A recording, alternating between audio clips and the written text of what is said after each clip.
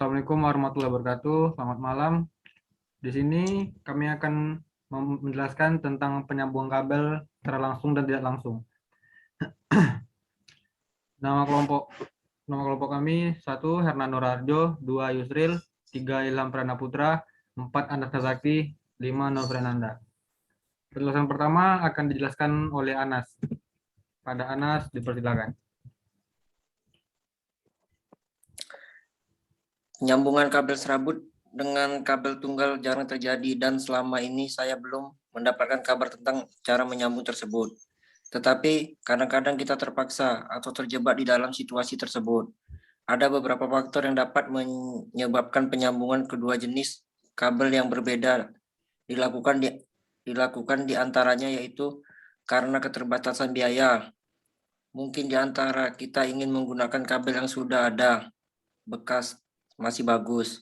Memang hal ini sah-sah saja selama kedua kabel tersebut memiliki spesifikasi yang jelas seperti ukuran dan standarisasinya, yaitu SNI dan SPLN.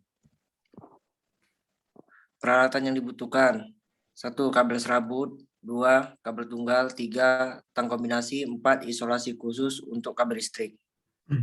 Berikut akan dijelaskan oleh Yusril. Pak Yusril dipersilakan. Cara menyambung. Menyiapkan kabel yang akan disambung. Siapkan kedua ujung kabel yang akan disambung, yaitu kabel serabut dan kabel tunggal. Lalu kupas pelapis atau isolator pada kedua kabel sampai terlihat kawat tembaga yang ada di bagian dalam kira-kira sepanjang 2-4 cm. Pilin atau pelintir kabel serabut agar menyatu sehingga memudahkan dalam proses penyambungan. Dekatkan kedua kabel sehingga terlihat seperti berdampingan. Pada posisi ini terletak kedua kabel sejajar.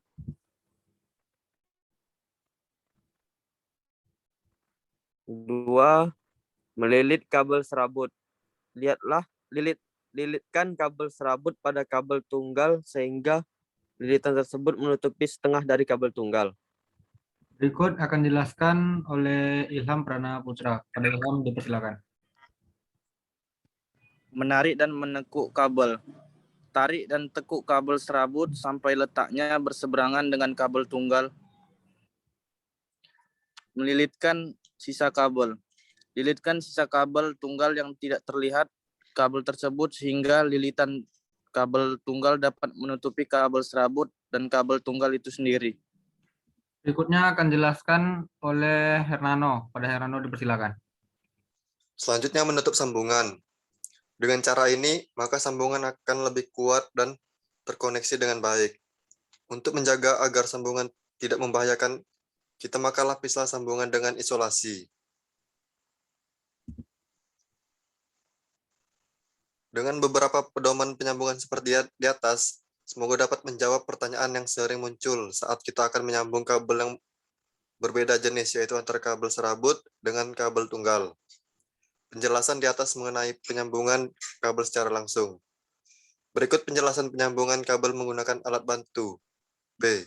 Sambungan piktil. Sambungan ini adalah sambungan yang paling sering digunakan pada instalasi rumah. Karena cara penyambungannya yang sederhana dan tidak terlalu sulit. Namun membutuhkan ketelitian agar tidak terjadi konsleting. Teknik penyambungannya itu dengan cara mengupas kabel sepanjang 2-3 cm dari masing-masing kabel, lalu jepit kabel pada kedua pangkal kupasan dengan menggunakan tang. Berikut akan dijelaskan oleh saya sendiri.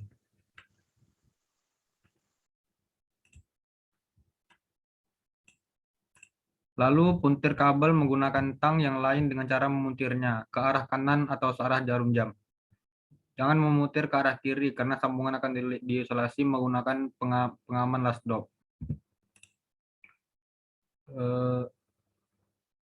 Alat bantu yang digunakan.